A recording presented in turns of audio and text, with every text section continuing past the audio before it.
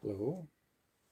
Today we're reading Genesis 11, the Tower of Babel.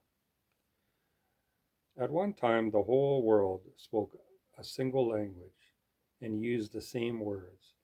As the people migrated eastward, they found a plain in the land of Babylonia and settled there.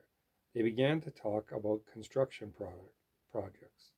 Come, they said, let's make uh, let's make great piles of burnt brick and collect natural asphalt to use as mortar.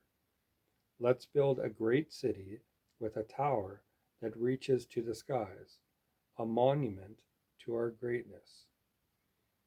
This will bring us together and keep us from scattering all over the world. But the Lord came down to see the city and the tower the people were building.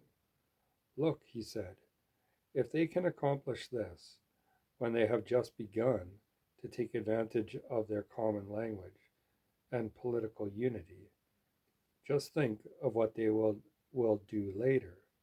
Nothing will be impossible for them. Come, let's go down and give them different languages. Then they won't be able to understand each other. In that way, the Lord scattered them all over the earth, and and that ended the building of the city. That is why the city was called Babel, because it was there that the Lord confused the people by giving them many languages, thus scattering them across the earth. From Shem to Abram. This is the history of Shem's family.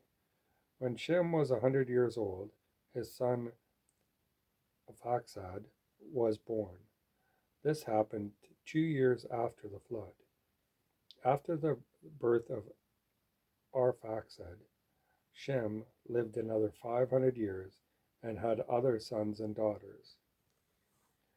When Aphaxad was 35 years old, his son Shelah was born. After the birth of Shelah, Aphaxad lived another 403 years and had other sons and daughters. When Shelah was 30 years old, his son Eber was born. After the birth of Eber, Shelah lived another 403 years and had other sons and daughters. When Eber was 34 years old, his son Peleg was born and gave birth. After the birth of Peleg, Eber lived another 430 years and had other sons and daughters. When Peleg was 30 years old, his son Ruah was born. After the birth of Ruah, Peleg lived another 209 years and had other sons and daughters. When Ruah was 32 years old, his son Serug was born. After the birth of Serug, Ruah lived another 207 years and had other sons and daughters.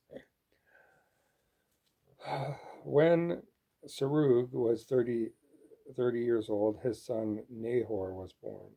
After the birth of Nahor, Serug lived another 200 years and had other sons and daughters. When Nahor was 29 years old, his son Terah was born.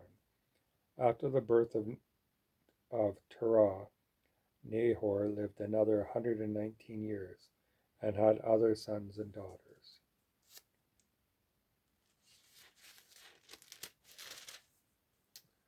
When Terah was 70 years old, he became the father of Abram, Nahor, and Haran, the family of Terah. This is the history of Terah's family. Terah was the father of Abram, Nahor, and Haran had a son named Lot. But with Haran, but while Haran was still young, he died in Ur of the Chaldeans, the place of his birth. He was survived by Terah, his father.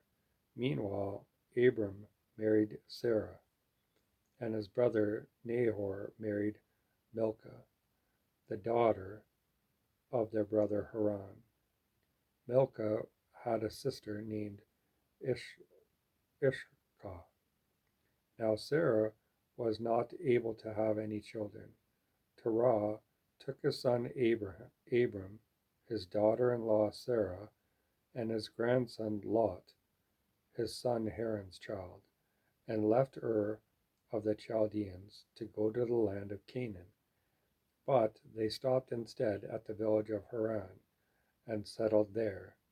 Terah lived for 205 years and died while still at Haran.